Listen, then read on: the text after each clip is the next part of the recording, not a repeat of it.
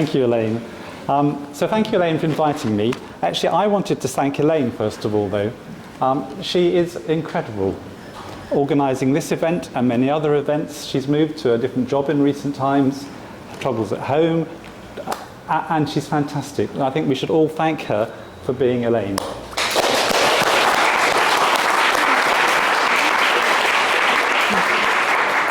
On the other hand, I hate her for making me come and speak for 10 minutes, so there we go.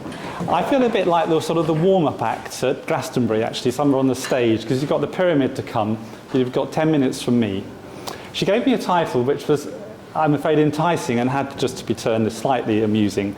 The good, the bad, and the time-consuming. How do I make my slides, Elaine? Clicker. The clicker? Ah, yes. So naturally, I had to change it slightly. No. I'll just click through for you. No, I should be able to do it. That one? No, now I've gone back.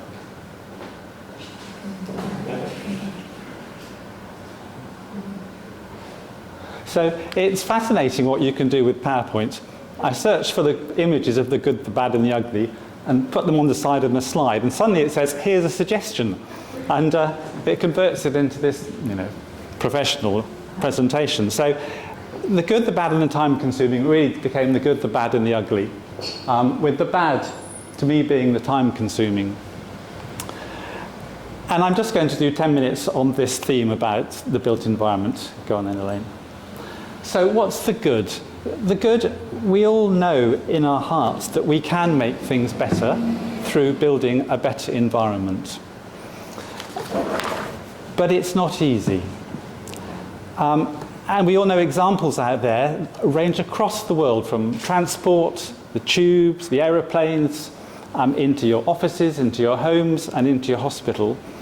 And there are ways of reducing infection through the way you build. And the way that we're all particularly familiar with in hospitals, and ones that we spend a lot of time working on, is stopping people inhaling fungal spores. And that happens to be a good example to reflect what I think is the case with all our building in the environment to improve infection control.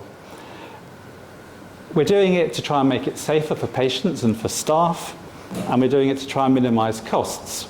But when we come on to the bad, we'll see there's a lot of cost to it. So when you build the environment, you need to know that everyone agrees through the local assessment of what your risks are, that it's worth doing. And then we can do it. So there's some good there, but the bad, and to me this is the bad, is what I call the time-consuming. Do we have the knowledge and the resources to do it? Do we have the knowledge? Well, to be honest, actually, despite the efforts of our clinical scientists out there trying to get knowledge, we're a little bit short, but we use what we have, and we assess needs, and we ask for a certain standard. So we conclude what our needs are to the best of our abilities. But the bad continues, because then it's really difficult getting someone to understand that. The builders to understand, and the subcontractors of the builders to build what you think you're building. And that little picture on the side is the in the void above a room that's all nicely sealed, but you can see nothing is sealed. And if you don't look, you'll find that it's a disaster. So the time-consuming is there for whatever you're doing, is getting what you want done. And it keeps going, the time-consuming, the bad, Elaine. Once you've even built it, you find that you have to commission it, you have to maintain it, and you have to teach people how to use it. And these are little slides which we've used to use in the past, air samplers, little puffers, things that have gone wrong in the bottom corner. Obviously we haven't got the air filtered very well there. And we're going to talk about, I think, briefly about education in the future, but unless you have already got in place the process to commission, to maintain, and to use correctly, it will fail. Next one. And then finally, the ugly. And I put it this way around because the ugly really is the consequences of when you get it wrong. And this applies again to any built environment you do, but I'm going just to relate it briefly to that room, to the air. It goes wrong, you have infection, or risk of infection to patients, to others. It costs you a fortune. Your reputation is up in smoke, you get very stressed, and you look at the noose. So next one. So it's a very brief talk, so I'm not going to talk about the PPVL room in the sense of much, but I'm going to use it as the example of what I've just said. So positive pressure ventilated lobby, it's a way of designing what we think is a good environment to produce air for a patient who should not be inhaling fungal spores. And it's very simple. You have a lobby with air coming in, positive pressure, pushing out the atmosphere, so keeping out the bugs. The clean air comes into the room, out through the bathroom, and you have a room that you can protect somebody and you can keep their bugs in there. So it's positive pressure ventilated lobby ventilation. Keeps away the spores, maintains the environment. It's an admirable goal, but before you use it, you have to decide you really need it. The next slide, Elaine. So it can be very good, but it is very bad, in the term I used to be bad. The resource requirement is enormous. Now, I'm sure some things we build are not quite as expensive and as time consuming, but this is, and it really sets the example. To design it, to build it, to validate it, to monitor it, to verify it, requires huge commitment. And if you're embarking on a built project to make things better and you can't do all that, you'll see what happens when it gets ugly. So you need to consider the costs. Oh, that's fine. I'm very excited by the ugly. Oh, right. Well, you need to consider all those things before you risk the ugly. So now you can have the ugly. So the ugly is when things go wrong. And we've met all of these. Poor build. You can't commission, you rebuild. You can't commission, you rebuild. And it goes on and on. Or you have a rogue design. I'm really embarrassed to say I was working in a hospital that fitted a room, somehow without me knowing, at a positive pressure ventilated lobby room, not for HEPA, but to contain MRSA and skin scales. And they managed to build it up in the top there with a recirculating air conditioning. And the positive pressure was when the bathroom light was turned on, a little fan on the wall. I don't know how it got through, but it does. Things happen beneath you. So an absolute sitting duck for disaster. Or you can lose your balance without knowing if you haven't got the right controls.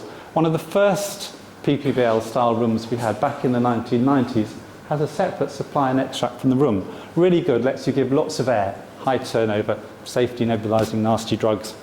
But turn off the extract and don't notice, and it becomes a positive pressure room. And so the ugly really can happen when those come into play. Press the button. Because when it got ugly for us, that's what it cost us. That particular outbreak, combining those two rogue designs and not having good monitors, cost us 400,000. Fortunately, I avoided getting my head in the noose, but really we should have. So, yeah. So this was just a quick summary, really, a quick think about Elaine's topic in relation to the built environment. It's good. We can do things that are really good, but you need to make sure you've chosen wisely. They're bad. They're very resource heavy, and if you can't maintain them, don't start. Otherwise you'll get ugly, and then you'll be in a problem. So you can see Clint has got his smoke generator in his mouth. He's got his PPE on with his hat and his cape, and he's ready to do good work. Thank you. That was my short introduction.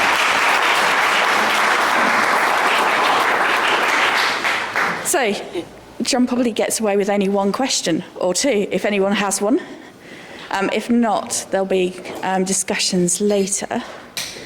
I suppose my putting you on the spot slightly is, as John is deserting me to go and have a new life at some point and kind of move on from the world of infection control. And I am trying to, in some way, fill his very, very big shoes.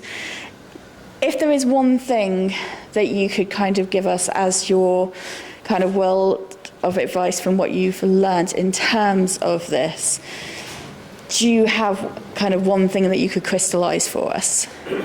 Well, it's not a sentence, is it? It's everybody who is involved needs to know what they expect. And they need to accept that you can't all live in gold-plated bathrooms.